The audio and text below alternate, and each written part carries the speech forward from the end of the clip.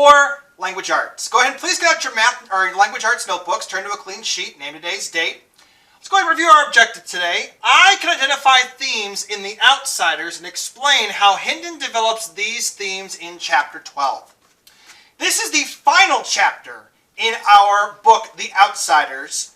So, once again, go ahead and read Chapter 12, and I want you to answer the following questions. Number 1, why do you think the judge's line of questioning is so easy on Ponyboy?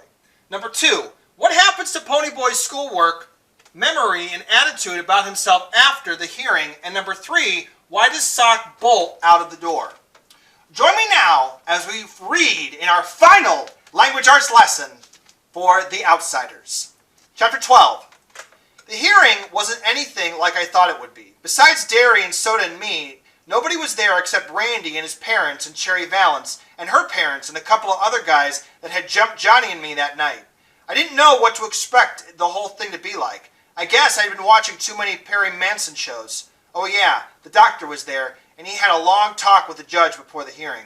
I don't know what he had to do with it then, but I do now. First, Randy was questioned. He looked a little nervous, and I wished they'd let him have a cigarette. I wish they'd let me have a cigarette. I was more than a little shaky myself. Derry had told me to keep my mouth shut no matter what Randy and everybody else said, and that I'd get my turn. All of the Sox told the same story and stuck mainly the truth, except they said Johnny had killed Bob. But I had figured I could straighten that point out when I got my turn. Cherry told them what had happened before and after Johnny and I had been jumped. I think a couple of tears slid down her cheeks, but I'm not sure. Her voice was steady, even if she was crying. The judge questioned everyone carefully, but nothing real emotional or exciting happened like it does on TV. He asked Derry and Soda a little bit about Dally. I think to check our background and to find out what kind of guys we hung out with. Was he a real good buddy of ours? Derry said, yes, sir, looking straight at the judge, not flinching. But Soda looked at me like he was sentencing me to the electric chair before he gave the same answer. I was real proud of them both. Dally had been one of our gang, and we wouldn't desert him. I thought the judge would never get around to questioning me. Man, I was almost scared stiff by the time he did. And you know what? They didn't ask me a thing about Bob's getting killed. All the judge did was ask me if I liked living with Derry, if I liked school, what kind of grades I made, and stuff like that. I couldn't figure it out then, but later I found out what the doctor had been talking to the judge about. I guess I looked as scared as I really was, because the judge grinned at me and told me to quit chewing my fingernails. That's a habit I have. Then he said that I was acquitted and the whole case was closed. And just like that, didn't even give me a chance to talk much. But that didn't bother me a lot. I didn't feel like talking anyway. I wish I could say everything went back to normal, but it didn't. Especially me. I started running into things, like the door, and kept tripping over the coffee table and losing things. I had always been kind of absent-minded, but man, then I was lucky if I got home with school with the right notebook and with both shoes on. I walked all the way home once in my stocking feet and didn't even notice it until Steve had made some bright remark about it. I guess I left my shoes in the locker room at school, but I never did find them. And another thing, I quit eating. I used to eat like a horse, but all of a sudden I wasn't hungry. Everything tasted like bologna. I was lousing up my schoolwork too. I didn't do too badly in math because Derry checked over my homework and usually caught all my mistakes and made me do it again. But in English, I really washed out. I used to make A's in English, mostly because my teacher made us do compositions all the time. I mean, I know I don't talk good English. Have you ever seen a hood that did? But I can write it good when I try. At least I could before, and now I was lucky to get a D on my composition. It bothered my English teacher, the way I was goofing up, I mean. He was a real good guy who makes us think, and you could tell he's interested in you as a person too.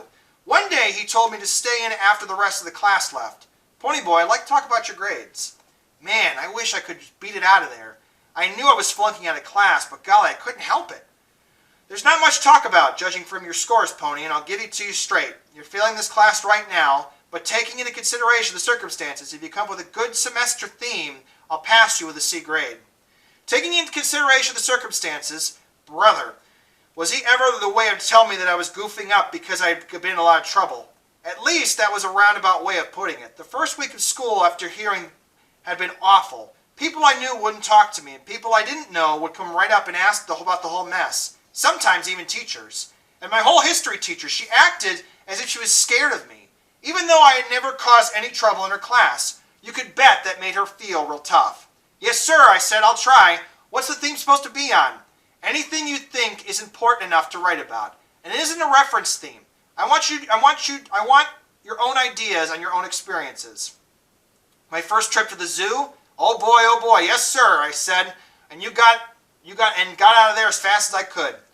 At lunch hour, I met Two-Bit and Steve out in the back parking lot, and we drove over to a little neighborhood grocery store to buy cigarettes and Cokes and candy bars. The store was a grease hangout, and that was about all we had ever had for lunch. The socks were causing a lot of trouble in the school cafeteria, throwing silverware and stuff, and everyone tried to blame it on us greasers. We all had a big laugh out of that. Greasers rarely even eat in the cafeteria. I was sitting on the fender of Steve's car, smoking and drinking a Pepsi, while he and Two-Bit were inside talking to some girls. Yevon, a car drove up, and 3 socks got out. I sat there and I looked at them, and they took another swallow of my Pepsi. I wasn't scared. It was the oddest feeling in the world. I didn't feel anything, scared, mad, or anything, just zero. You're the guy that killed Bob Sheldon, one of them said, and he was a friend of ours. We don't like nobody killing our friends, especially greasers. Big deal. I busted off the end of my bottle and held up to the neck and tossed away my cigarette. You go get back in your car or you'll get split. They kind of looked surprised, and one of them backed up. I mean it, I have the car. I've had about all I can take from you guys. I started toward them, holding the bottle the way Tim Shepard holds a switch, out and away from myself in a loose but firm hold. I guess they knew I meant business because they got in their car and drove off. You really would have used that bottle, wouldn't you? Two-Bit had been watching from the store doorway. Steve and me were backing you, but I guess we didn't need to. You'd really cut them, huh? I guess so, I said with a sigh. I didn't see what Two-Bit was sweating about. Anybody else could have done the same thing, and Two-Bit wouldn't have thought about it twice. Ponyboy, listen. Don't get tough. You're not like the rest of us, and don't try to be. What's the matter with you, Two-Bit? I knew as well as he did that if he got tough, you didn't get hurt. Get smart, and nothing can touch you. What in the world are you doing? Two-Bit's voice broke into my thoughts. I looked at him, picking up the glass. He scared me for a second, then grinned. You little son of a gun, he said in a relieved voice. I didn't know he was talking about, so I just went on picking up the glass on the bottle end and put it in the trash can. I didn't want anyone to get a flat tire. I tried to write the theme when I got home. I really did, mostly because Derry told me to or else. I thought about writing about Dad, but I couldn't. It was going to be a long time before I could think about my parents. A long time. I tried writing about Soda's horse, Mickey Mouse, but I couldn't get it right. It always came out sounding corny. So I started writing names across the paper. Derry, Shane, Curtis, Jr., Soda, Patrick Curtis, Ponyboy, Michael Curtis. Then I drew horses all around it. That was going to get a good grade, like an all get out. Hey, did the mail come yet? Soda slammed the door and yelled for the mail. Just the way he does every day when he comes back from home from work. I was in the bedroom, but I knew he would throw his jacket toward the sofa, miss it, take off his shoes, and go in the kitchen for a glass of chocolate milk. Because that's what he does every day of his life. He always runs around his stocking feet. He doesn't like his shoes. Then he did a funny thing. He came in and flopped down the bed and started smoking a cigarette. He hardly ever smokes, except when something is really bugging him or he wants to look tough. And he doesn't have to impress us. We know he's tough, so I figured something was bothering him. How was work? Okay. Something wrong? He shook his head. I shrugged and went back to drawing horses. Soda cooked dinner that night, and everything came out right. That was unusual, because he was trying something different. One time we had green pancakes. Green. I can tell you one thing. If you've got a brother like Soda Pop, you're never bored. Although supper, Soda was quiet. He didn't eat much. That was really unusual. Most of the time, he can't shut him up or fill him up. Derry didn't seem to notice, so I didn't say anything. Then after supper, me and Derry got into a fuss about the 4th one we had this week. This one started because I hadn't done anything on that theme, and I wanted to go for a ride. I used to be that I'd just stand there and let Derry yell at me, but lately I'd been yelling right back. What's the sweat about my schoolwork? I finally shouted. I'll have to get a job as soon as I get out of school anyway. Look at Soda, he's doing okay. And he dropped out. You can just lay off. You're not going to drop out. Listen, with your brains and grades, you could get a scholarship, and they'd put you through college. But schoolwork's not the point. You're living in a vacuum, Pony, and you're going to have to cut it out. Johnny and Dallas were our buddies, too. But you don't stop living because you lose someone. I thought you knew that by now. You don't quit. And anytime you don't like the way I'm running things, you can get out. I went tight and cold. We never talked about Dallas or Johnny. You'd like that, wouldn't you? You'd like me to just get out. Well, it's not that easy, is it, Soda? But when I looked at Soda, I stopped. His face was white, and when he looked at me, his eyes were wide with a pained expression. I suddenly remembered Curly Shepherd's face when he had slipped off the telephone pole and broke his arm. You guys, why can't you? He jumped up suddenly and bolted through the door. Derry and I were dumbstruck. Derry picked up the envelope that Soda had dropped.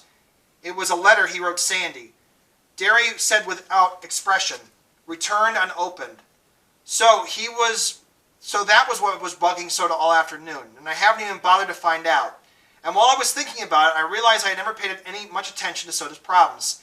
Derry and I just took it for granted that he didn't have any. When Sandy went to Florida, it wasn't Soda, Pony Boy. He told me he loved her, but I guess she didn't love him when he thought he did, because it wasn't him. You don't have to draw me a picture, I said. He wanted to marry her anyway, but she just left. Derry was looking at me with a puzzled expression. Why didn't he tell you? I don't think he'd ever tell Steve or Two-Bit, but I thought he would have told you something. Maybe I tried. How many times had Soda started to tell me something, only to find I was daydreaming or stuck in a book? He would always listen to me, no matter what I was doing. He cried every night that week you were gone, Derry said slowly. Both you and Sandy in the same week. He put the envelope down. Come on, let's go after him. We chased after him clear to the park. We were gaining on him, but he had a block's head start. Circle around and cut him off, Derry ordered. Even out of the condition, I was the best runner. I'll stay right behind him. I headed through the trees and cut him off halfway through the park. He veered off to the right, but I caught him in a flying tackle before he'd gone more than a couple of steps. It knocked the wind out of both of us. We lay there gasping for a minute or two, and then Soda sat up, brushed the grass off his shirt. You should have gone out for the football instead of track. Where do you think you were going? I laid flat on my back and looked at him. Derry came up and dropped down beside us. Soda shrugged. I don't know. It's just I can't stand to hear you all fight sometimes. I just have to get out, or it's like I'm the middleman in a tug of war, and I'm being split in half. You dig? Derry gave me a startled look. Neither of us realized what it was doing to Soda to hear us fight. I was sick and cold with shame. What he said was the truth. Derry and I did play tug of war with him, with never a thought to how much it was hurting him. Soda was fiddling with some dead grass. I mean, I can't take sides. It had been a lot easier if I could, but I see both sides. Derry yells too much and tries too hard and takes everything too seriously. And Pony Boy, you don't think enough. You don't realize all of Derry's giving up just to give a chance that he'd missed out on. He could have stuck you in a home somewhere and worked his way through college, Pony Boy. I'm telling you the truth. I dropped out because I'm dumb. I really tried and did try in school, but you saw my grades. Look, I'm happy working in a gas station with cars. You'd never be happy doing something like that. And Derry, you want to try to understand him more and quit bugging him about every little mistake he makes. He feels things differently than you do. He gave us a pleading look. Golly, you two, it's bad enough having to listen to it, but when you start trying to get me to take sides, tears welled up in his eyes. We've all we got left. We ought to be able to stick together against anything. If we don't have each other, we don't have anything. And if you don't have anything, you end up like Dallas. I don't mean dead either. I mean like he was before. And he's worse than dead. Please. He wiped tears from his eyes. Don't fight anymore. Deli looked real worried. I suddenly realized that Derry was only 20. And that he wasn't much older than he could feel scared or hurt and lost as the rest of us. I saw that I expected Derry to do all the understanding without even trying to understand him. And we had given up a lot for Soda and me. Sure, little buddy, Derry said softly. We're not going to fight anymore. Hey, Pony Boy, Soda gave a tearful grin. Don't start crying, too. One brawl baby as a family's enough. I'm not crying, I said. Maybe I was. I don't remember. Soda gave me a playful punch in the shoulder. No more fights, okay, Pony Boy? Derry said. Okay, I said, and I meant it. Derry and I would probably still have misunderstandings. We weren't too different, not two, but no more fights. We couldn't do anything to hurt Soda. Soda Pop was always be the middleman, but that didn't mean he had to keep getting pulled apart. Instead of Derry and me pulling me apart, he'd pull us together. Well, Soda said, I'm cold. How about going home? Racy, I challenged you, leaping up. It was a real nice night for a race. The air was clear and cold and so clean it almost sparkled. The moon wasn't out, but the stars lit up everything. It was quiet except for the sound of our feet on the cement and the dry scraping sounds of leaves blowing across the street. It was a real nice night. I guess I was still out of shape because we were all three of us were tired. No, I guess we all just wanted to stay together. I still didn't want to do my homework that night, though. I hunted around for a book to read, but I'd read everything in the house about 50 million times, even Derry's copy of The Carpetbaggers, though he told me I wasn't old enough to read it. I thought so too after I finished it. Finally, I picked up Gone with the Wind and looked at it for a long time. I knew Johnny was dead. I had known it the whole time. Even while I was sick and pretending he wasn't. It was Johnny, not me, who had killed Bob, and I knew it too. I had thought about it. Maybe if I had played like Johnny wasn't dead, it wouldn't hurt so much. The way 2-Bit, after the police had taken Dally's body away, had gripped me because he had lost his switchblade when they searched Dallas. Is that all that's bothering you, that switchblade? A red-eyed Steve had snapped at him. No, 2-Bit said with a quivering sigh, but that's what I'm wishing was all that was bothering me. But it still hurt anyway. You know a guy a long time, really know him? You don't get used to the idea that he's dead just overnight. Johnny was something more than a buddy to all of us. I guess he listened to more beefs and more problems for more of people than any of us. A guy that'll really listen to you. Listen and care about what you're saying is something rare. And I had completely forgotten him telling me that he hadn't done enough. He hadn't been out of our neighborhood all his life. Then it was too late. I took a deep breath and opened the book. A slip of paper fell on the floor and I picked it up. Ponyboy, I asked the nurse to give you this book so I could finish it. It was Johnny's handwriting. I went on reading and almost hearing Johnny's quiet voice. The doctor came in a while ago, but I knew anyway. I kept getting tireder and tireder. Listen, I don't mind dying now. It's worth it. It's worth saving those kids. Their lives are worth more than mine. They have more to live for. Some of the parents came by to thank me, and I know it was worth it. Tell Dally it was worth it. I'm going to miss you guys. I've been thinking about it in that poem. The guy that wrote it, he meant you're gold when you're a kid, like green. When you're a kid, everything's new, dawn. It's just like when you get used to everything that it's day.